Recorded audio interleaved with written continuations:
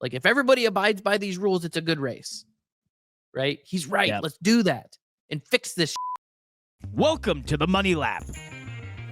I kind of look up mid-taco bite. You don't know disappointment. Talking all things motorsports by two real drivers. I appreciate being called a gritty driver. With many, many years of experience. We've had to do that other people didn't want to do. The most dedicated host in the motorsports podcast world. Weren't we supposed to have somebody come on our show as a guest? No, we did it. Did we? Yes. Yes, for our 1 year anniversary. And we definitely know what we're doing. Remember, talk through your mic. I'm talking past it like this. Well, if you just pointed it differently. Like, never mind. Never mind. Oh, Never mind. Let's the talk about stand was race mic. cars. God's This sakes. is our worst show ever. Hello, welcome to Money Lap. I'm Parker Kligerman, joined as always by my buddy Landon Cassill. This is our show about all motorsports. We've got a lot to talk to today from the Cup Series at Martinsville. We'll dissect that one and maybe do a little bit of stats update. We'll dive deep into the Xfinity Series calamity that was the Martinsville race that I was on the broadcast for, and he got absolutely mentally fried by the end of that 3-some-odd-hour affair. We'll talk a little F1 and look ahead to the Japanese Grand Prix at Suzuka and some MotoGP in this one. Just quickly, reminder, the PR lap, where we talk about your reviews and your comments, that sort of thing. Now at the end of the episode, we'll get into that. So we dive right into the biggest topics. Before we do that, Landon, you and I were texting earlier today. You sent me the weirdest, most interesting prompt for ChatGPT to evaluate us like they're like a CIA intelligence officer. It's incredible what it knows about us. Mine was scary. Yours, I think you're a threat, is what they thought. You're at a high threat level. Mine was scary. It did think I had a chance to utilize media savvy to sort of psyop the world into something that might not be correct or could be dangerous. So, Oof. Have we been accused of any misinformation lately? Every week, clickbait. I don't know. It's the internet. We get accused every time. If you're gonna live on the internet, you got to play. You're gonna get accused. That's the risk. Let's talk the Cup Series at Martinsville this past weekend. Denny Hamlin whooped him. Absolutely dominated. He was just clearly faster than everyone else. We had a tire that wore pretty well. I mean, it did seem like there wasn't as much fall off as I probably expected, with the sun being out at times and the amount of rubber laying down and the rubber that was caking on the side of the cars, which looked so cool. And the rubber, you saw the chunks of rubber coming off down the straightaways and that sort of thing. But I think it would have been a more competitive race had Denny Hamlin not been there. He was just so much faster than everyone else. Yeah. Well, that's the rubber is cool to see. We've talked about that, where it's like, for whatever reason, over the last decade, the whatever's in the rubber that Goodyear uses just doesn't stick and adhere to things anymore. And when that rubber adheres to the racetrack, then you've got a really good tire. And it seems like they've accomplished that to some degree. Now, I did see some banter online that, maybe still wasn't like that tire wear, fall off speed that we're used to seeing. And I think that is the one piece of that formula that's going to be hard for Goodyear and the teams to solve for, is that it is still such a big tire. Yeah. Right?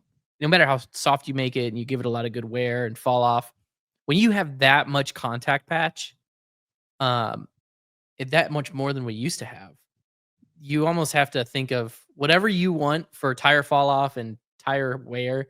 I think you have to make a caricature of that to accomplish what our dream is of a stock car sliding around. Got to go to extreme, like what tires. we saw at Bristol last year, right? Yep. Where the tire would literally wear to the bone after 75 laps, right? So that was almost a caricature of what you could imagine, but it actually ended up accomplishing the goal. And a lot of that, again, I'm repeating, but like a lot of that, I think, is because you have such a big tire. There's just so much rubber, so much contact patch. And it was interesting because the rubber all weekend, the Xfinity Series, it was laying down a ton. And for the Cup cars, I mean, the track got black down in the concrete corners, and you saw Kyle Busch running a higher lane and making that work effectively and diamonding at times. But if you were the best car, like we see historically at Martinsville, you wrap that curb like Denny Hamlin did, and he was just in another zip code. I mean, there was a time where Chase Elliott sort of contended with him and got close, and then they got to the last third of that run, and he just vaulted away by a couple seconds. It was the same thing in the final run. Christopher Bell was kind of there with him, maybe made it a little bit of a run at him, but then the second Denny got to the last third of that run, he just drove away. So he was just so much better. I don't know if the fall off would have really helped a ton. I mean, I felt like between Bubba and Christopher Bell, and even Chase Elliott, like they were more closely contending in terms of speed, but Denny was just in a whole nother zip code, which I guess on Jeff Gluck's poll, the race isn't doing too well in terms of was it a good race? I found it kind of old fashioned in terms of Martinsville. See one car kind of be clear cut better. And I didn't hate that, compared to what we saw in the Xfinity series, it wasn't terrible. I thought the same thing. It's like we finished. There's no way to be happy, or maybe we don't realize that to make everybody happy, they just need to see carnage. Because it's like you saw the carnage on Saturday night. Everybody's angry, but it generated a ton of conversation. And then on Sunday, a relatively, like you said, old-fashioned race, which is not a bad thing. I mean, it's, everything you sort of asked for happened. You just didn't get the green, white, checkered killing each other for the win. And we're not happy. The biggest surprise to me out of this? What's that? Denny winning this? How long do you think it's been since Denny's last win in Martinsville? It was a decade. They made that very clear. That blew me away. I was like, he was Mr. Martinsville at one point. But he's still, in terms of laps led, it's insane. And his average running position. Yeah, his performance hasn't fallen off, but he just hasn't gotten the wins. But 10 years. I know. It's crazy. It's like when you realize that Rory McIlroy hasn't won a major in 10 years. Is he not? But yet, no. What? But yet every single major, it's like he's in the featured groups and I don't know. It's like I picked, just in some internal friend group chats where there's no money exchanged at all. Denny was my pick to win. And it was like, I'm pretty sure. Thanks for clarifying. Yep, I just wanted to say that. The lawyers appreciate you. Thanks. Yep. I'm pretty sure every single Martinsville, somebody's just like, oh, Landon, who's your pick for this weekend? Oh, I'll pick Denny. Maybe ChatGPT was correct with its CIA intelligence report. That was that's like an indication for the IRS to investigate your group chat. Please don't. Oh, this is going out there. Oh no. What's next? Let's Back to the running show. Yeah, let's. This has completely gone in a different direction than we normally do. Only talk about motorsports, and we've ended up with CIA intelligence reports. Just a stat update. No surprise from our friends at Racing Insights, also known as NASCAR Insights. Denny Hamlin was the fastest car, led the category there, led in restarts, and had the number one pit crew on pit road. He was third in passing, just overall dominant in terms of his day in that sense. If we look at some of the season averages that are coming out of this now, and one of the things they announced was this, some of these new metrics that we talked about last week, which is there's a passing metric now, a defense metric. And I did get some clarification on sort of what these mean, talking to the Racing Insights guys this weekend.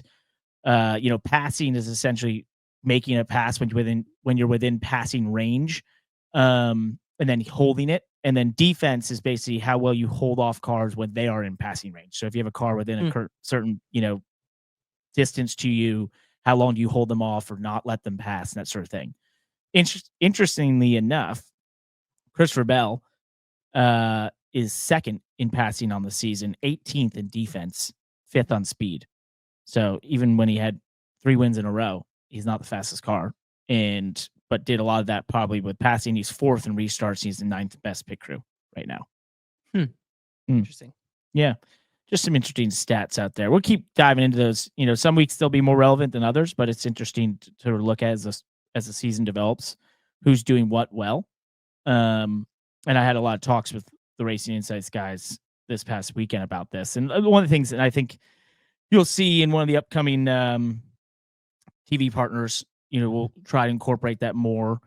The cool thing for me is like it really and I saw some people discussing this on social media about like, well, why do we need these? Because it always goes back to the thing we say on here all the time: results don't equal performance. They're not a equal rating. A result is a result, but performance can be something entirely different. And so I just think it helps tell that story and sort of dive deeper into like what is the actual performance of a team and driver compared to just what the results are, which is nice. I think it's good. I don't know if there was much else to just go ahead. No, it's funny because it seems like we're just getting to some of this data, like publicly talking about this data. It's been around forever, for a long time. And some of the analytics have been there, but it's more just been pockets of groups here and there, teams, or individual agencies or individual researchers. But, and NASCAR sort of tried to set or initially set a standard for what some of these terms mean and the reporting they would put out. But it's kind of cool to see it actually start to get some traction, and somebody like Racing Analytics, dive into it and create their own analysis. Not Racing Analytics. Racing Insights. I'm sorry. NASCAR. Racing Insights. Now NASCAR Insights. They joined up with NASCAR. And I think that's part of what you were saying. Obviously, there's been individuals who've done this on social media in the last couple of years, but to really have it officially from the sanctioning body, and that's one of the things Racing Insights was able to do once they got their partnership with NASCAR, is to have a lot more available data, and therefore, they're integral. They're the ones always giving us all the anecdotes and all the stats that we have when we're in the booth. And you hear when Mike Joy says some stat, he says Russell told me that's from Racing Insights or NASCAR Insights. They're with every one of the TV partners in the booth, so they're sort of always guiding us on some of the stuff that's happening there. And now they're starting to give us these. And actually, Adam Alexander used it at one point when we got late in the race and Sammy Smith had gotten the lead. He said, "Hey, guess who's number one on defense today?" That was Sammy Smith. So it's like you're gonna start hearing this more. And I think that's one of the things that some are hesitant about, is like, oh, we have to explain this to fans. I was like, once you start using this and it becomes part of the culture and the idea, they'll understand it. It's like when you watch a football game and they're talking about QB rating and all this stuff and all sorts of metrics. I have no idea what they're talking about. It's cool because if I want to find out more, I can look it up and understand it, or I can just tune it out. But for people that really care and the hardcore fan, it's just, more context to some of the things we're saying, and with more objectivity instead of subjectivity. And I think that's just that's a better thing for everyone. And as a driver, when you're being talked about or evaluated, I love it, because forever it's so often it's, very much hearsay or just subjective thoughts and interpretations. And now it's just like, no, here's facts. Here's numbers to back it up. I like that. Yeah. Give me some stats. Give me some numbers. Erik Jones was disqualified from the race for failure to meet minimum weight requirement. Kind of reminiscent of what we saw in the Roval last year, the 48, not meeting minimum weight. So don't know. I don't have any information as to what happened there. But just interesting, as all these teams are probably pushing as hard as they can, because that's one of the biggest things that you can make a difference in. If you can get less weight in that car or get it lower, being that you're running essentially spec cars, that can be a massive gain in performance. So everyone's going to keep pushing as hard as they can there. Yeah, we've talked about that. What was the last big minimum weight conversation we had? It was Alex Bowman at the Roval last year. Okay. Yeah. I mean, in that one, they got caught. Yeah, well, and I chuckled to myself about minimum weight violations at a Martinsville, because you can know for sure that was just team pushing the limit on what they can and can't remove. What's funny to me is he finished where? 25th, 24th? 24th. Yeah, but so was he the random? Yeah, I think he's one of the randoms. That's a tough beat. That's a real tough beat. Sucks. So do you think that they will do a race version diecast of the 24th place DQ, or the only way to know is to go to spoilerdiecast.com. Keep an eye out to spoilerdiecast.com and find out if Erik Jones's team uses a race worn diecast of their DQ. Use promo code MONEYLAP, 5% off for the entire month of March, which ends today. So if you're listening to this, it's probably too late. We'll get it out tonight. And be eligible to win a Parker Kligerman signed diecast and you can buy. Can you still buy your Daytona Win asterisk T-shirt on You can. SpoilerDiecast.com? You can still buy it. Yes.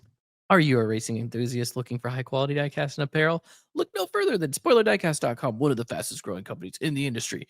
Parker, What? what sets them apart? What is it? Well, let me tell you, at Spoiler Diecast, they pride themselves on exceptional service. All their orders ship either same or next day, ensuring you, customer, get your hands on your favorite products in no time. And the best part, Parker, what's the best part? What is it? They offer free shipping on orders over $20. No way. That's right. You get a smooth and affordable shopping experience with SpoilerDiecast.com. Love it. Good stuff from our friends at SpoilerDiecast.com. Go check them out. And through this whole month, we've been doing that promotion where if you use code MONEYLAP, you became eligible to win one of my diecasts from last year in the 48 Spike Coolers Chevy from the Xfinity Series. That ends today. So if we get this out tonight, you're listening and you want to go buy something, use code MONEYLAP and be the last couple hours that you'll be eligible for that. Do it. And we go into April, we're going to do something different. I don't know what it is yet. Stay tuned. We're going to find out what our promo will be. Be a good time. Hey, man, I just got to say, if everyone's listening out there, a little tired today. I don't know why. You know what it is? You're tired? I'm just tired. And if you're watching on YouTube, of course, or Spotify, thank you for doing that. Trying to push it. Leave us some comments below if you think I'm tired. I would say I'm tired because Saturday night went out drinking. Needed a drink after that broadcast. Brain was totally fried. And I just feel like I'm 34 now and I'm getting the 2-day hangover sometimes. Really, really just tough beat in that sense. But that's not a good segue into our next conversation at all. I just had to put it out there.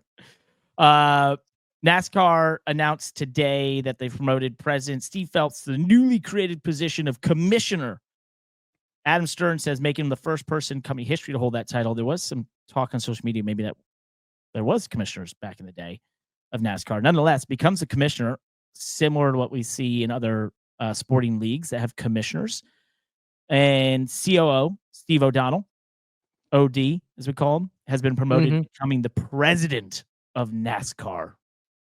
What a move for him. I love that. So does that come with an actual like change in account and roles and responsibilities for Mr. Phelps? I have no idea. It did say he's focused on sort of the growth of the sport and international growth. So maybe just a little more of like a high level deal, maybe more like new concepts and new ideas in that sense, I would think, instead of sort of being in the nitty gritty of day to day, sort of open the bandwidth a little bit. Okay. That's how I interpreted it. Yeah, it did say that Steve will be focused on the day to day. Well, which O'Donnell. Steve? Yeah, I was O'Donnell. like, Steve. Steve O'Donnell. Which Steve are you talking about? We got the Steves.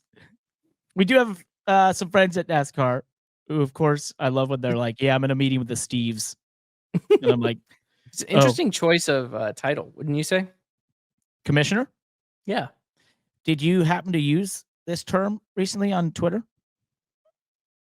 I did. Actually, it's not even what I was referring to. I thought that's where you wanted to go. Technology. No, it wasn't. My tweet about technology and how sports leagues commissioners, including NASCAR, should be in a fight against technology, but or something like that. I can't remember what I even said. No, I just think it's interesting how NASCAR sort of, in terms of organizational chart, having a title that's in line with other large sports leagues. It does make sense. It's probably easier for people to understand, right? NFL's the biggest sport in America, possibly the biggest in the world in that sense. And they have a commissioner, right, as their top dog. Kind of makes just, once they kind of set that standard, it sort of makes sense to follow. So And the commissioner commissions. Do they commission? The job is to commission. Can they commission the commissioning of a commission? I don't know. Yeah, that doesn't make any sense. I don't know where I was going with that. No. We're struggling on that one. Anyway, congrats to the Steves. Big promotions for the Steves. This is where you need the Office Bobs meme. The Bobs. Let's talk the Xfinity Series. We mentioned at the top, this is the conversation across all of NASCAR. and some even the motorsports world, because it was not the best display of sporting respect, competitor respect, maybe driving standards in some respects. Basically, we had a race that, for the most part, was, well, even early on, there was some incidents that were suspect. But then it just devolved into a complete slam bumping affair that ended with, in the last two restarts, you had Sammy Smith, who chose the inside in third, which third has all the leverage on the restarts at Martinsville, for the very reason that the bumpers line up, the cars can take massive hits. He gets in the back of Taylor Gray, moves him out of the lead, gets into the lead. Caution comes out. This allows Taylor Gray, who did a great job gathering up, to repay the favor. He does it probably even softer than Sammy Smith did, and gets to a pretty clear 2-3 car length lead into the final corner. Sammy Smith just YOLOs it down in the corner, slams and spins out Taylor Gray, ends up getting run into by Justin Allgaier as well, who's trying to then fill that gap. Sheldon Creed gets in there, and Austin Hill sneaks on by all of them to win.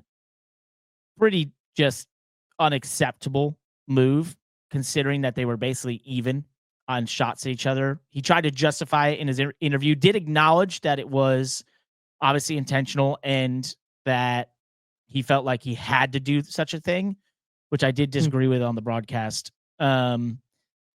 Just kind of, for how good the racing can be of that classic stock car at that place, and for all the things the Cup Series fights and trying to make good short track racing, that's not the case in Xfinity. It's just, it's not fun to watch someone just do that. Like, it just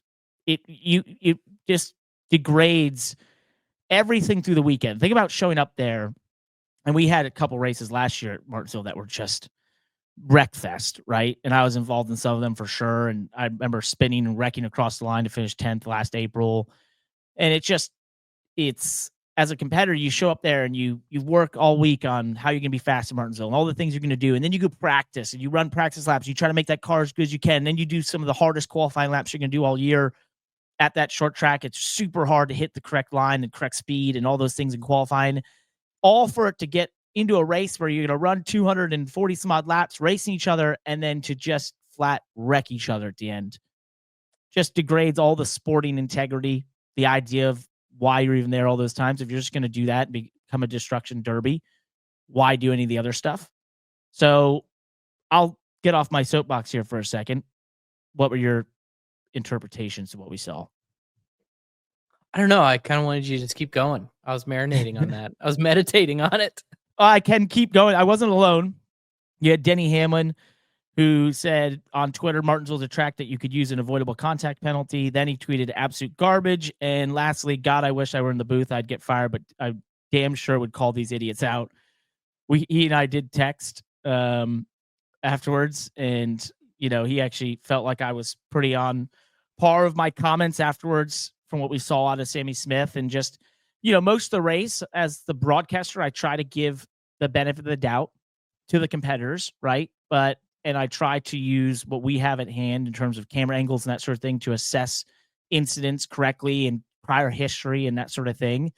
And to sort of, at times, leave room for interpretation in certain areas, which is sort of my idea of being a little bit pro-driver, having been in those moments and been the driver in those situations, who would want the same benefit of the doubt and assessment.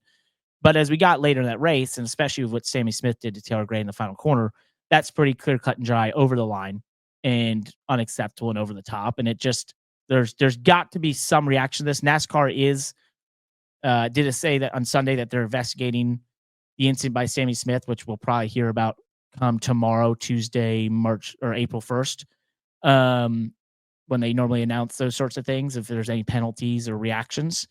So but when it got to that point at the end, I felt like I couldn't hold back any further and had to, make it clear that I didn't enjoy seeing that, and I didn't think anyone else did, and I don't feel like I was alone.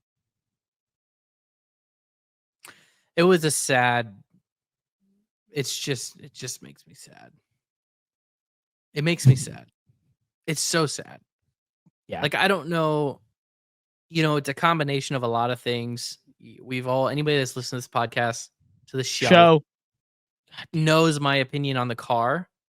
And one of the things in the last decade, decade and a half since the COT even, that where the car has perpetuated this.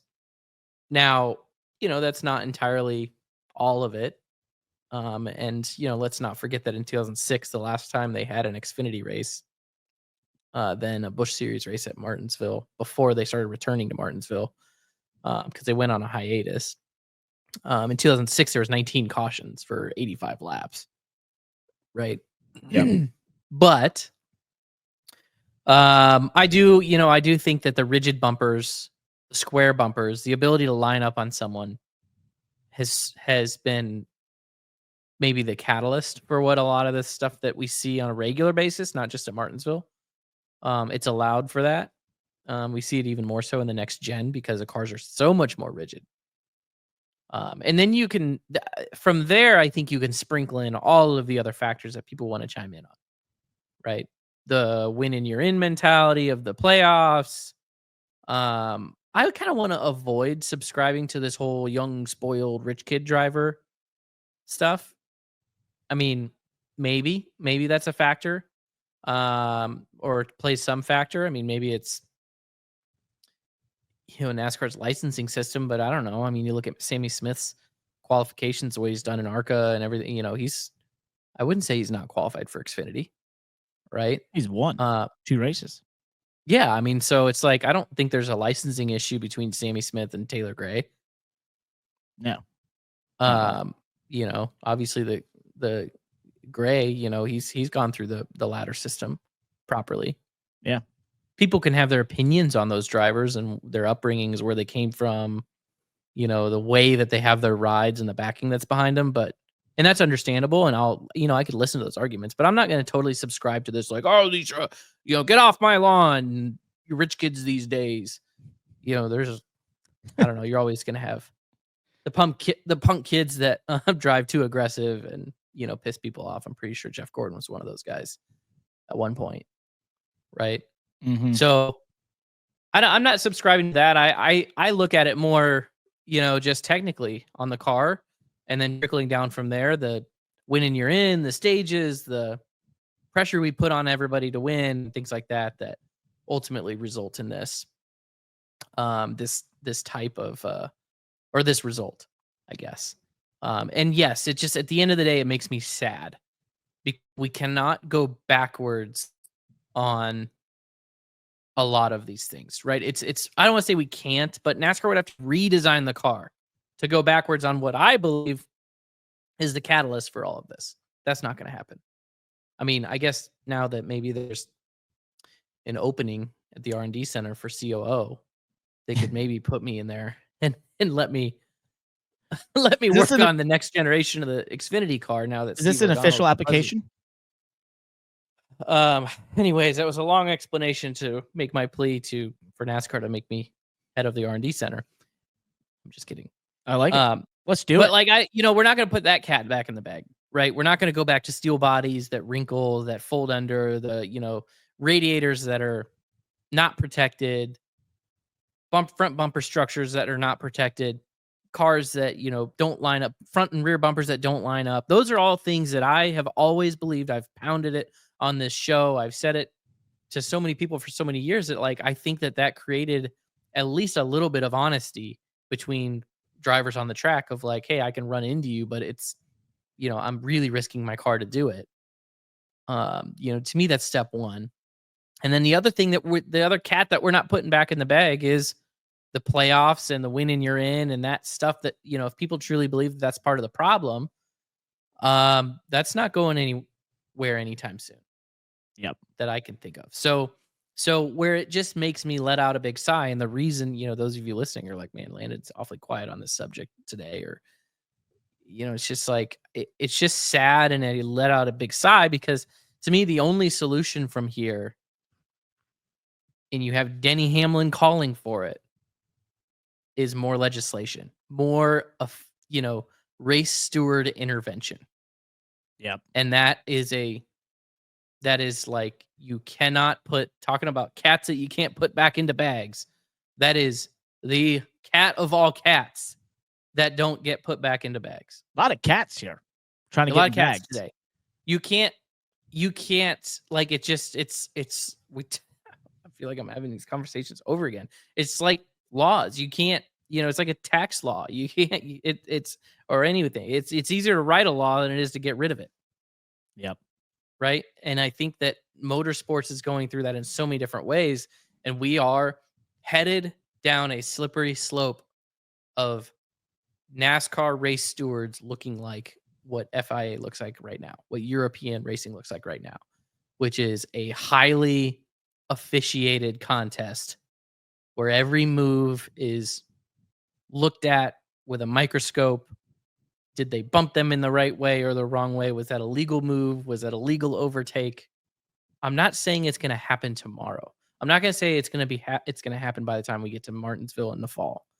But we are headed directionally that way. And again, I call out Denny Hamlin on it. And I think what Denny's saying is right. If that's the direction that we're okay going down. It's like, okay, yeah, let's make Martinsville a track that has an avoidable contact penalty. Great.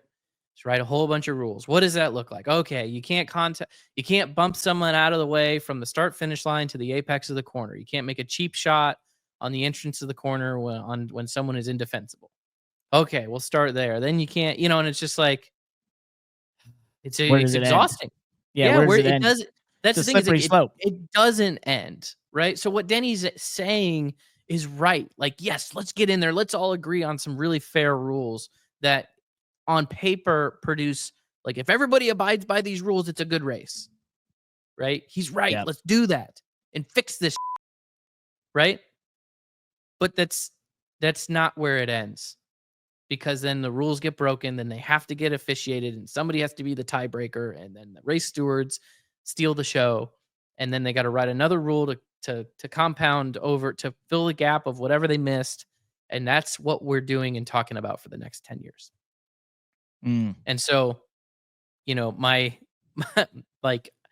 only optimism in it, I don't want to say optimism, is like, and maybe I need to pay closer attention to supercars, watch all of their races to truly form what I think of it, because you love supercars and you know about them, is like they have really strict rules, right? You can't bump someone out of the way in those cars. Correct. If you bump someone with a bumper, you can't take the position, right? Correct. And it's like they are the epitome of what the FIA is doing, and and how they're governing races, right, and driving conduct. And they're capable of pretty good racing, right? It's pretty clean, hard racing. And so, maybe there's an argument to just go whole hog. Maybe NASCAR just needs to go full commit. Maybe FIA is right. Maybe they are producing clean racing and all that stuff. I don't know. It's not in our blood. It's not in my blood, right? Like, I don't think it's in American blood, and I don't think it's in stock car racing's blood to let somebody else tell you how you can race, right? Like, it's always been NASCAR's culture to just be like, it's like the France family for decades was like, yeah, the drivers figure it out. Well, then there was in the middle of that. There was Boys Have At It. Remember that? It came around 2010, I want to say, and it was sort of like, hey, we're getting out of the officiating business, the stewarding business. And that was a meme, and it's still a meme, but like it made sense. To me, it was like, that was the best thing that Brian France did as CEO. Because he like stopped the sport from getting in this officiating back and forth and said, hey, these guys are adults, they're professionals, they have to race with each other every week. We're gonna let them sell it on the track. And I've always loved that about NASCAR. It's just that now, the drivers aren't settling things on the track in the respectful way that, at least that we think they used to. Right? Maybe it'd be better to get someone like Rick Mast on the show or Mark Martin on the show and tell us how respectful was it back then? Was it really? Or are we just looking on history with rose-colored glasses? Right? But Josh, well, if you're watching on YouTube or Spotify, Josh has been showing some clips from the 2006 Martinsville Xfinity race, showing those old steel-bodied cars and the how the bumpers don't line up. And yeah, there's some altercations and such, but I just love what you said. I think a couple points that you brought up were really great. One, we've talked about it on this show before, but if you have a car that the risk of bumping someone could damage your car and damage your race, that is an entirely different way to go racing than what we have now, right? This car has evolved into something that in the Xfinity Series produces great racing, but it does have the opportunity, because the bumpers line up, to slam bump people and have no detriment to your own race car. Yeah. And no repercussion. So that I think clear cut right there, that is probably one of your biggest factors as to why this has maybe gotten worse and worse. Secondly, the part you had that, the counter to that is, okay, well then we have to officiate. That's such a slippery slope, because then we're back, it's interpretation, it's calling balls and strikes. It puts the tower into play every move from the broadcast side. Then we're second guessing, when are they going to make a call? When are they not going to make a call? It becomes the conversation. And to your point, eventually the officials become the stars, because they're the most important part of any race, which we don't want to see. And so, but when I say we, or when you say we, I at this point, it's like, I think you and I are the only ones that don't want to see that, because it's like, no, who else is providing a solution to these issues, to the racing culture, the driver behavior, whatever you want to call it. I don't know. We need to all agree on the terminology that we're using. Who else is providing a solution that is not officiating oriented? I'm glad you brought that up. Like, I've got Denny Hamlin, who is, one of the people that I admire and respect the most in our sport, that, an hour after this race is just like, the track needs to have an avoidable contact penalty. And I want to slap Denny Hamlin upside the head and be like, no, I don't want avoidable contact penalties. I don't want NASCAR to be in charge of officiating how I race with another driver on a freaking short track in a stock car with fenders. Well, I'm glad you brought it up, because we do have another point of view on this. And before I get there, just real quickly, the idea of why officiating sort of becomes a slippery slope. It's the same thing to go into more gen pop out there, general population, general culture, cancel culture, right? That was a situation where it never ends, right? Once one is canceled, another, then eventually the canceling become the canceled, and the cancelers become canceled, and it just goes on forever and ever. And it's the same thing with rules and sort of stewarding and making judgment calls. It's just going to snowball until it's gotten way out of hand, and then they have to pull it back. And it's where it leads almost every single time when you have something like that that's not really, or essentially is a zero-sum game, and that it's just going to go until it continually goes until there's an end. And everyone has had this issue, or everyone's been penalized for every move. So I think that is definitely not the right and correct path. To that point, Brad Keselowski tweeted this: I've been really quiet on this over the last few days, but it's clear this is important to fix, and also clear that it's bigger than one race weekend. My 2 cents. The solution needs to come from the car owners, not NASCAR. Until the car owners are willing to park their drivers for getting this out of control, very little will change. I get that they are all scared to park a funded driver out of fear they will lose money to continue operations. However, at some point, that's the risk you have to take to get this right. I believe if all the teams do it together, it would work. So there's a solution that's not NASCAR officiating. It's more of an internal officiation. Yeah, I mean, but that's still officiating. You're just shifting the responsibility of behavioral governance from NASCAR to the team owners, right? Now, he's not... Big words. Maybe, I know, those are big words. So as I talk through it, I mean, I don't think I think that's a noble statement. I think it's a little, I don't know. I mean, the teams are going to do what they want to do. I don't know if the teams are going to park a driver. They're definitely more likely to park a driver that they hired to drive the car, as opposed to a driver that was paying. But like, you take Sammy Smith, and if he was not paying for that ride, right, and he was scouted by GM and they paid for everything, and he is their star driver with a multi-year contract, and he drove like that, racing for the win, do you think they would park him? Or do you think, like, Yeah, I mean, if he drove that way racing for 10th or 15th in a car that they thought should be a top 5 car, like, yeah, that's a good way to get parked. But racing Yeah. for the win, I understand what Brad's saying. I don't think I'm not like just flat out disagreeing with it. Part of me is just like, I think it's a little bit too hypothetical, and I also think it's like, well, you're shifting this governance from NASCAR to the teams. I think that like and let me know if I've ever show some inconsistencies in this, and we'll just talk through it like a therapy session. But I think I've made myself clear on this topic and others that in my whole idea of like too many rules are not enough, I think I tend to side with the too many rules side of things. I'm not sure, but I think that that's like my ideology, because we had the same conversation about writing rules for everything else, where it's just like, procedural violations, and we went through it ad nauseum with your DQ in Daytona, and it's just like, I wonder if my vision for what stock car racing should be is like no rules. Just get rid of all the rules. Let again, I'm taking it really extreme, and that's easy to refute. Like, somebody's just going to jump on that and argue against it, but Comments it's just like, will light up. yeah, or whatever. But it's just like, let the OEMs tell us whatever engine they want to run, provide the engine, and let's just build the car, right? Like, run it. You develop the car however you want, run whatever car you want, drive however you want. And like, there's just little to no governance. Yep. And I don't know. I mean, to me, that feels more natural and organic to stock car racing. Just run what you brung, man. Run what you brung. Yeah. Hey, otherwise it's like, hey, and go. If that's not your ideology, if your ideology is like, wow, no, everything we need to keep everything in order, and it's like, okay, well then you can't write rules fast enough. You can't. Yep. That's the path we're going down. So I know we got somebody here that wants to join this conversation. I want to get a different voice in here.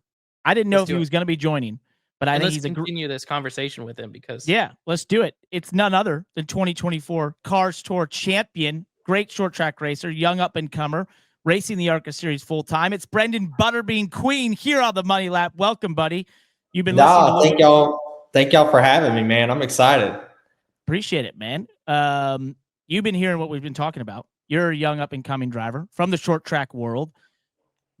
First of all, did you get to see the Xfinity race on Saturday? And what do you see? And what do you think when you see that type of slam bumping and what went down towards the end of the race, and just sort of all the carnage in that race?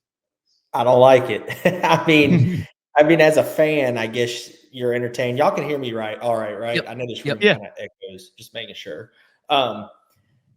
I feel like the old school racer in me hates it, because I've won a lot of races with just what I like to call art. And when I say art, is setting them up, sizing up where you're better than them, making the pass. And like, even going back to Phoenix the other week, like I started 9th and drove to the lead, and I had so much fun just setting them up and figuring out how to make the passes work without touching anybody. And unfortunately, like the Cars Tour, the last couple of years, I had to drive even rougher than I did when I was racing locally. And it sucks, because it's not how I wanted to drive, but you had to survive. And I think, like y'all are saying, like that whole last lap deal in the Xfinity race is just insane. I don't really understand like with Sammy, you had to drive in so deep to get there. What were you expecting to happen after you hit him? You're already up the track 3 lanes.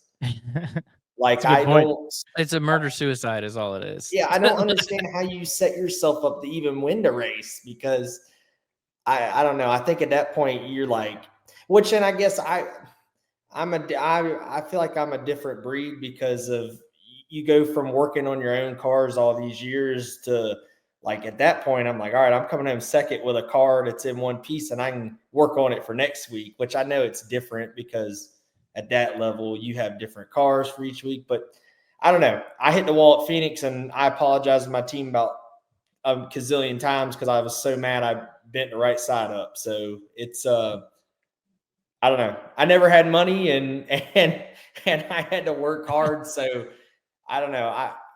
My opinion is bad, and people are going to go, well, I've seen Brenden knock somebody out of the way to win. Well, I mean, I'm guilty of it. I have, but at the same time, we all have. Hell, I've that's- knocked people out of the way for 15th in a cup race. So I don't, just it is. I just because that position, if that position is important to you. that's right. I think the question I have for you, because we all kind of agree with the same idea. I think most people agree with what they saw, and again, like I hope that maybe I'm just projecting my feelings, but it's just sad. Like in a lot of ways, Sammy, God, the kid wants to win. He needs to make the playoffs, and I raced almost 600 NASCAR races and didn't get a win. So to tell you that I wouldn't make that kind of Hail Mary move to get my first win, I'm not going to promise that right now. But what my question to someone like you, who I think has a similar upbringing to me, is like, okay, we all agree that we don't like what we saw, but how do you fix it, right? Because I grew up in this era where I loved that NASCAR did not get in the middle of driver officiating, right? I thought that was so cool when I was a late model racer that, yeah, I mean, you get put to the back and stuff here, but in NASCAR, you get there and you can sort it out with your drivers. And now it's like we're headed down this road where the only way to solve this is for the officials to just create a bunch of rules that we have to follow. And there's no more gentleman's agreement. It's just the rule book. I think there's a few options. One, you let the security guards get out of the way and let them go at it. That might not be the best option, but go to a short track. It happens all the time. I think another option possibly is, the penalty comes out on Tuesday. Well, Cars Tour, I feel like he would have been scored last place points or last place on the lead lap before he left the track, and you would have already known where you finished. You would have already been slapped with that penalty. And then obviously any bigger ones would have came out during the week. The old school side of me, Dale Jr. needs to have him in the shop fixing it on Monday with the guys too. So I don't know what the right answer is. I mean, I know that none of the last one is not going to happen, but I think if you're in Taylor Gray's spot, this is 2 races in a row at Martinsville. He's been used up on the last lap, right? Isn't it? Yep. So I understand his frustration, and I don't know. I feel like there definitely needs to be a judgment call. Like if it's a racing deal and you get inside and a guy comes down or just slight contact, that's a little different. But when you're that far back and you intentionally, I think, drive in there, I don't see how you can just turn the other way and act like it's not important, because not only did you wreck him and wreck your car, half the field was in it. So it's just a big mess, I think, right now. And I mean, I remember back when I was a kid, and I think I guess y'all were probably in Cup or something at that point, but I remember when they came out with the boys have at it thing. Wasn't that a thing? Yep. Brian France said that. I mean, but I felt like it policed itself, like it didn't. I don't really remember it getting like it is now. I mean, there was some exciting moments and stuff that made me as a race fan love it. But I think the difference is now it's turned into so much pay to play thing, and there's just no respect for your equipment or respect for you when you've always had it handed to you. I don't know if you respect it the same, if that makes sense. Right. Well, hey, you brought the go work in the shop thing. You might have been a little young when this went down, but Ricky Stenhouse, if you remember back at Roush, was wrecking a lot of cars, and Jack made him actually go work in the shop and work on the cars. Yeah. He wasn't wrecking it like that, though, as much. No, he wasn't wrecking like that. He was he was backing him in the fence. Is what his problem was. Yeah, so it's not a crazy idea. I mean, that's the style racing I grew up. When I was racing in Langley, I remember my crew chief, Phil Ward, I kept like hitting the wall barely. And he's like, every time you hit the wall, you got to pull the rear end out. We got to check it. And that's going to be your job each week. So Only way he got me to quit slapping the wall on the straightaway was to make me pull the rear end out every Monday. So I learned real quick I didn't want to do that.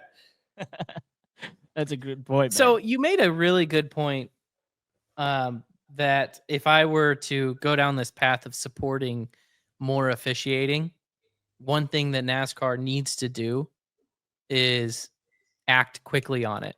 I like the way you said that, right? Because it's almost like even a negotiation, right? When you're trying to negotiate, I'm thinking about car deals right now. It's like, someone, if you're negotiating and somebody throws an offer out there, the quicker you say, no thanks, means you mean it, right?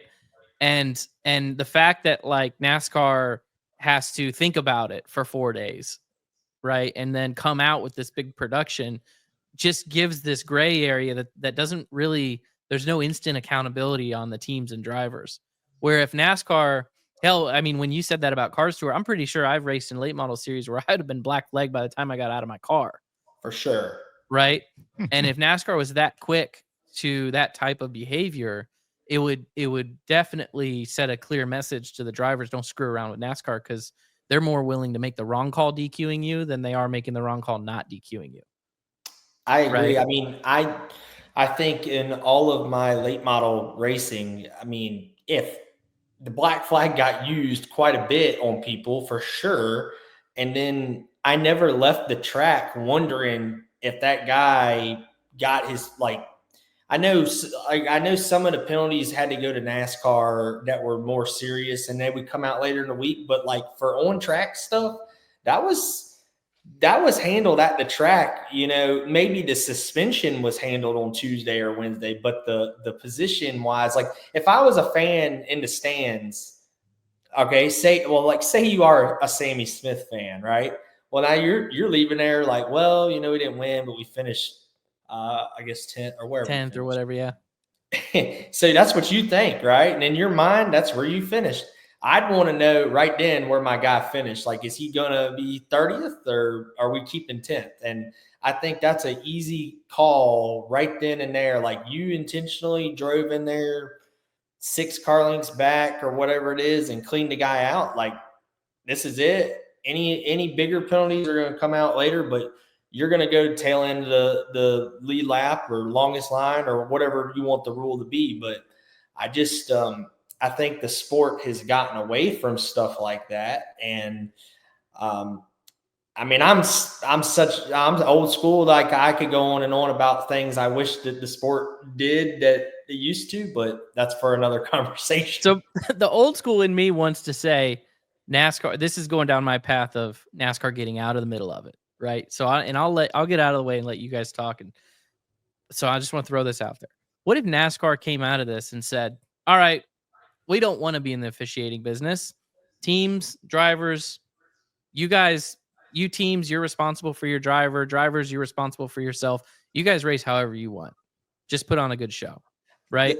Race however That's you kind of want. where we are. And Kinda this is kind of what Brad was saying, right? Is teams The are saying, problem- NASCAR says, I'm not going to officiate. Drivers, you drive however you want, and you can handle it with your teams on if they want you to be their driver or not, right? I think the problem with it is how many people are really hired versus paid to drive, like y'all were talking. Like, if this guy is bringing $6 million to run, I don't think you can bench him unless somebody else is going to come in there and pay it. Now, if it's somebody like me that somebody took a chance on or something, maybe they sit me. But I just don't. We're so far down that other path now that I don't know how the team tells Sammy you're not racing next week, but he's paid for the season. Mm-hmm. Yeah, I don't know his situation. That's just what I'm saying. That is the situation, right? That's really no secret that he's the one that brings the funding. So, I mean, I guess my thought is, at some point the team's got to make a decision on, do we really want this guy? If that's what this guy brings, that's true. I agree with that, because at the end of the day, if you know that NASCAR is not going to get into the middle of the officiating, and you're about to take a guy's money where he's going to do $500,000 a year worth of damage to your car and reputation and piss off all your crew members and piss off all your competitors. I don't know. I agree with that. I don't know if that's a decision that they make going into next season for their team, or if they just, it depends on the contract, I guess, but it'd be like, I feel like, Dale would have to, I mean, because I've gotten a phone call from Dale when I didn't drive his car right in the car store, so I know he doesn't put up with it. So I'm sure he's not happy. I wish I could be a fly on the wall on that meeting, but I don't know. That's a tough call because it's not like the team is hiring the driver. Like you said, but I think the owner can say like, hey, we need the funding, but this is not the guy that we want to go with. I think that could happen in the future. Like, does this hurt Sammy's status to go to another team? Say they ride it out this year, but they're like, we're not going to have you back here. And now do other teams want it, Right. Yeah. It's a good point. Interesting. Could fix itself in that sense, or just, he's going to have to, pay the price a little bit in terms of having to, reconstruct his sort of credibility and reputation in that sense, right? People do forget quick in this deal, though. If he wins 3 races, you never know. People just sort of forget. Guys, I think we've dissected it about all we could here. We in agreement? Yeah. I'm okay. I could talk about it all day because I do love it. I do love it, and there's a lot of good ideas. But I feel like we've really dissected it. Brenden, I just want to know, for those that might not know, you're running full-time ARCA this year. And I believe some trucks, maybe. Help us out, like what your plans are this year. Yeah, so I'll kind of back it up a little bit. I ran those 3 truck races last year and was running the late model stuff, and just kind of didn't know what this year was going to bring. And actually, a couple years ago, I just kind of tell y'all my story a little bit. I was working at the Port of Virginia, moving the container boxes and trying to race locally, and was going for my 3rd championship at Langley, and kind of was coming to terms that like I'm going to work here and I'm probably not going to be able to race full time, and maybe not, but a couple times a year. Just I couldn't get off work, and just life was kind of in that direction. And luckily, I was actually messing around with a dirt car, and the family that owns it ended up partnering with me and have blessed me to be able to have these opportunities where I went to the cars tour and did the truck. And that leads me to this year. We didn't know what we were going to do. We were looking at some truck stuff or Xfinity stuff, and the Pinnacle deal kind of fell in my lap, and it honestly made sense with NASCAR cutting out practices and stuff like that.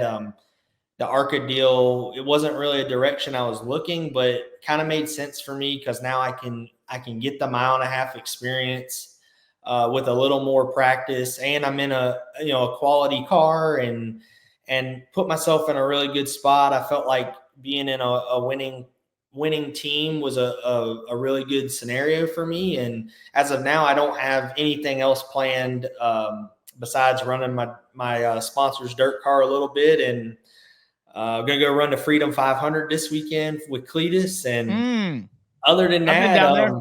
I've done that. I'm excited about that this Friday. And we're trying to maybe get a truck or Xfinity, deal going. But my sponsor's done a lot to get me to this spot. So it's been fun. And then, like I said, now I'm on here with y'all, and I'm super excited about all of this. I, Clear 28 and all them got with me and asked if I wanted to do this. I said, absolutely. So appreciate y'all for that. And sorry, rambling on, but that was a little bit about me and kind of this year. I love it. I love it. Yeah. Hey, real quick, tell us about what's going on at the Freedom 500. Tell me about that race and what. Yeah, so he's such an interesting character to me, and maybe paving the way for the future of how a driver and anybody in our sport, creates a name for themselves.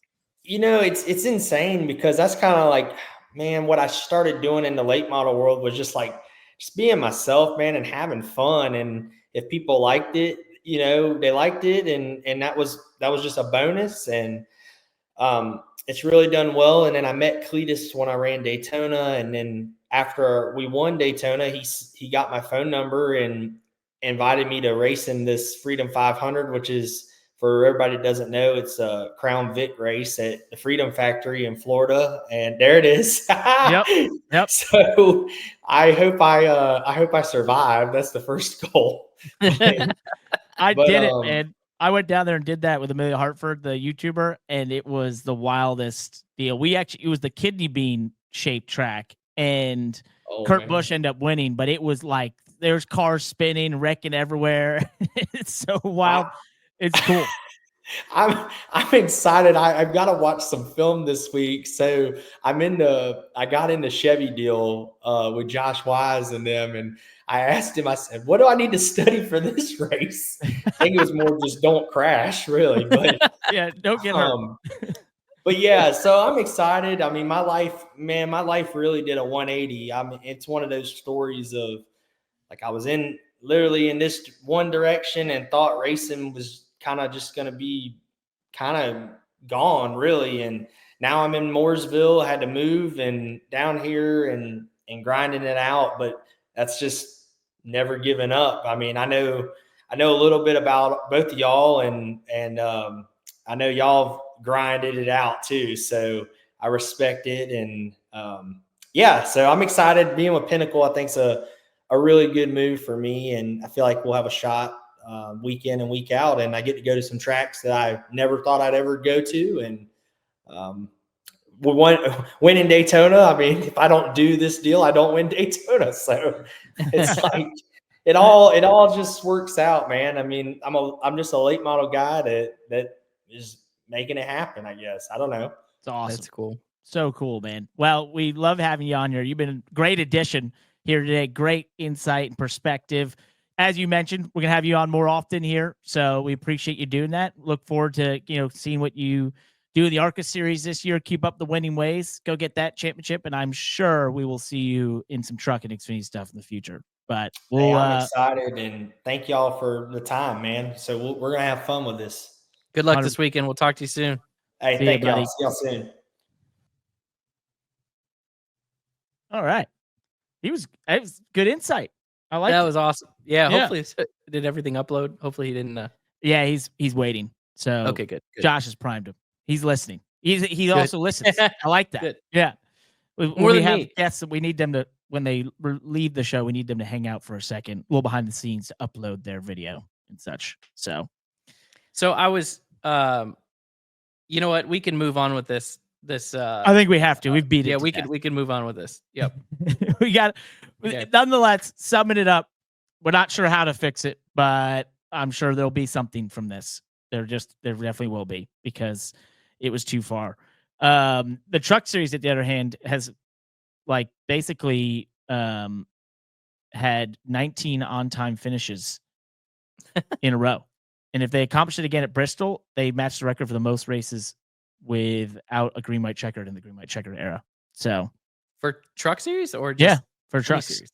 Well, I would assume that's any series to go that long. 19 is insane. That's almost a full season for the trucks. They have a 25 race season. No, that's nuts. Totally nuts. Let's talk open wheel. Let's just dive into it real quickly. We got the Formula One Japanese Grand Prix this weekend from Suzuka. I'm actually going to be able to watch all of it because I have my first weekend off since 2 weeks before the Rolex. It's back in January. I've been on a tear for the last 3.5 months, basically, almost 4 months. So that'll be fun. But we get to see Yuki Tsunoda going into the Red Bull. Liam Lawson back to V-Carb. That will be sort of the thing everyone's paying attention to. The other interesting thing to watch will be just, once again, McLaren's speed.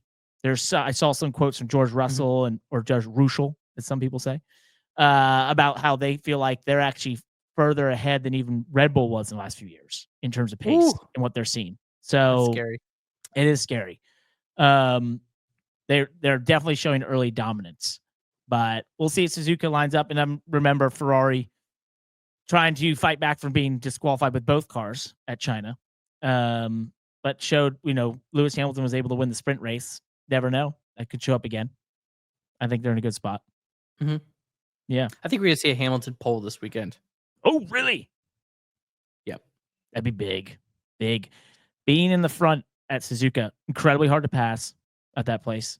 And I don't remember off the top of my head the metrics on that, but I believe winning the pole is like very high conversion to win there. So unless you're Charles Leclerc, who never wins for winning the pole, or Landon Norris. So if Norris wins the pole, then yeah, he'll probably win the race. yeah, But I just think Ferrari. I think Ferrari has had. I think the speed's there. They just had a really crappy start to the year. Very typical of them. But it's a long season. We've seen it change. Remember, Red Bull started last year pretty rapid, and everyone caught up to them. So let's see where it goes. I'm looking forward to that weekend, though. And I think, obviously, everyone will be paying attention if Yuki shows a little bit more promise in that Red Bull than what Liam Lawson did. But it just sounds like he's under immense pressure, home race. And it sounds like everyone has kind of gone down this path of agreeing that this is a car that Max Verstappen is the only one that's able to drive it. I did see one metric out there that said if you removed him in the last 2 years, they have the 10th fastest car between Sergio and Liam. So, oh my gosh, I don't know. It just wants more. It's almost like alien. It's almost like it's not now. It's not then when he won all those championships that he was that you got to see that he's the alien, because back then you could be like, the car and their program and yada yada yada yada. Where now it's like if they keep putting a second driver in there that can't even run within 10 spots of him, and he's barely hanging on in 5th, 4th podiums, whatever, then it's like, okay, that's how you know how good he is. Yeah. No, it's gonna be fun to watch. Really interesting. Everyone would be paying attention on that because it's the big topic that we're all watching to see how it goes down. We will be on the ground at the Long Beach GP for the first time ever. Money Lap has a media credential. Producer Josh, going there to represent Money Lap. What are you gonna be looking for? There's a lot of things. I'm really excited. I don't want to hear all of them. I just want the number one. The number one thing is I want to compare it to the Chicago street course and the vibe. I want to know what it's like. What's street course racing really like? And is it something that maybe we need more of? You've never been to Long Beach? Vibes. He's there. I've never been to Long Beach ever. It's a great one. That's top one. Second most thing I will say is the jumpy trucks. I want to watch them jump because they got the stadium super trucks out there. That'll be exciting. You can check out. I think each year they have the drifting go down as well, they do, which is pretty wild. Yeah, down the last couple corners of the track. That's always insane. There's a couple of places you need to go where like you can go up these parking garages and literally just look down over the track, which is pretty fun. So yeah, it's usually a big crowd. I think you'll have a lot of fun. That'd be cool. Thanks IndyCar for letting us come out there for Josh to represent. We need you to get some content that we've never seen before. I'm gonna find Connor Daly, and you just gonna hit the easy button for Connor? I'm gonna hit the easy button. No, I want something. We don't even need to send you then. Oh, yeah. Okay. We want something unbelievable that no one else text Connor and be like, hey, we need content for Money Lap. Yeah. Literally. You guys text every week. You guys want me to just try and drive an IndyCar? That would be different. If you can pull that off, that would be great. Okay. All right. I think you need to be over the wall on a pit stop at some point. We'll see what kind of credential I get. We want not making any promises yet. We want to also see the next thing, you in a mugshot for removing your credential. Is the company covering bail and all the legal proceedings? Absolutely not. Oh, okay. Up to $100. Yeah. Wow. All right. Thanks, guys. Love it. MotoGP race this past weekend, the USGP at Austin. Total crazy race to start in terms of it was like sprinkling and raining, and then they eventually red flagged and then started on dries. Marc Marquez had a 2-some-odd second lead and crashes out of the lead. Doesn't get it done. But it was definitely a cool weekend. They set a record attendance for MotoGP at Austin once again. Motorsports in America, rocket emoji. Pretty cool to see. Pretty cool. Yeah. Let's just, as we mentioned, we'll do the PR lap at the end of the show, so we're going to dive into some of those. There was no new reviews on Apple. We're at 214. We're stuck there. If you're listening on Apple and you have not reviewed us with 5 stars, of course, what are you doing? I don't understand. Did we get to it? Did we hamper this by moving the Putting it at the parallel end? to the end? Probably. Yeah. Yeah, we've killed it. Just absolutely killed it. But if you're still listening and you've gotten to this section and you haven't left a review, we'd appreciate 5 stars gets on the show on Spotify. Brett Silver said, everyone talks about weather and needing to be in a place like Phoenix or Miami for the championship. He's referencing NASCAR. But the penultimate race of the season at Martinsville in the foothills of the mountains of Virginia, literally the weekend before, not exactly a tropical destination. Yeah, and it's always freezing. Would not be a fun It would be time raining. and it's not a fun time for a championship finale. You don't want to be somewhere freezing. That's not cool. Racetrack wise, yeah, that'd be Yeah. It'd be really the Xfinity series would be interesting. Sure. Renee says, best motorsports show. Love to hear Parker and Landon's take on all motorsports. Really enjoy being able to see those videos on Spotify now. Keep up the good work, fellas. Thank you very much. And I've lost my show notes there because this is how our system works. Well, variable. Oh my gosh, I don't even know what to say. Variable. This is knife. Yeah. That's interesting. Hey, gents, just want to stop by and say great call on the race Saturday, PK. Oh, It was an embarrassment, and I appreciate you calling it that way. Hopefully, some of the guys hear what you were saying. This is a problem, and NASCAR needs to fix it in a hurry. Take care, fellas. we definitely talked about that. But I Definitely appreciate it. talked about that, and couldn't agree more. And this is our final one. It was on YouTube, and I think it really sums up our show well. This is from Cliff4695. 2 nobodies talking about a somebody. You think I'm going to waste 90 minutes of my life listening to this? Hell no. All right, me neither. Yeah, well, on that case, Let's I guess, wrap this up. yeah. Oh, no. Speaking of which, Speaking of somebody, yeah. We can only have one in the green room. That shoved him out. That's when Brenden, Butterbean Queen showed up. Therefore, he didn't rejoin. That's Kyle Busch. It's going to happen next week. Damn it. All right. Next week, we'll get him here. We'll try. Peace. I'm not ending the recording real quick. I can turn this section out. Are you guys going to do picks? I put them in there for a reason. Oh, my God. We didn't do the picks. Okay. All right. My pick, since Josh is shoehorning this back into the show. I will cleanly edit this. So just All You right, don't even have quickly. to edit it. Just let it. Oh, let this. yeah, let it Jesus. be this way. That would be hilarious. I don't behind know, the maybe curtain, we'll- have magic here. We totally forgot about picks. So, all right. You got who- Cup Xfinity Formula One. I guess have we seen an Xfinity entry list? Because I feel like I want to pick either Kyle Larson or Denny Hamlin for the Xfinity race if one of them are driving. No, who's in the 17? Is it Larson? The 17? Is that car running full time? No, it's part-time. It's part-time. All right, well, give us Cup and F1 while we confirm that. I think I went Denny Hamlin. For Cup. Yeah, I'm gonna go with Denny again. I think Gibbs has got. I think Gibbs has got it going on right now. All right. about F1? Xfinity. I want to take the 17 car, either 17 car or whoever's in the Gibbs. Chase Elliott is in That's the right. 17 Chase Elliott. car. Who's in the Gibbs rotating seat car? Which one is that? Is 54?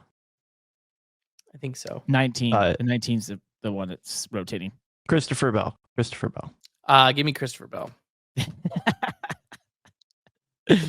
Well done. Formula One, I know I talked all that jazz about Lewis and Ferrari, but now that it's time to put the money on the table, I think I'm going with Landon Norris. All right. Cup. I'm taking Tyler Reddick. Got to turn around. Just kind of been missing right now. In Xfinity, I'm taking Justin Allgaier. Yep. And in F1, through all the controversy, sometimes chaos is best. Max Verstappen. First Oh, I win was of going the to say season. Yuki Tsunoda. Yeah, Yuki Tsunoda. That'd be ginormous. Oh my God. No, can you Liam imagine? Lawson wins for VCAR. Oh, that would be even better. That'd be good. All right. We Some fulfilled our people just obligation want of to see the picks. world burn. Yeah, we did. We fulfilled our obligation of picks. We out. Peace. Thank you so much for watching and listening to the Money Lap. If you like this show, please like and subscribe to us on YouTube. Share it with friends. We want to spread the word of great motorsports shows, of which we're somewhere up and around there. I'm not exactly sure where, but nonetheless, you can also reach out to us anytime on across social media or at our website, themoneylap.com, or at our email, friends@themoneylap.com. And of course, you can always leave us a review. 5 stars gets you on this very show. Thank you so much for listening and watching. Goodbye.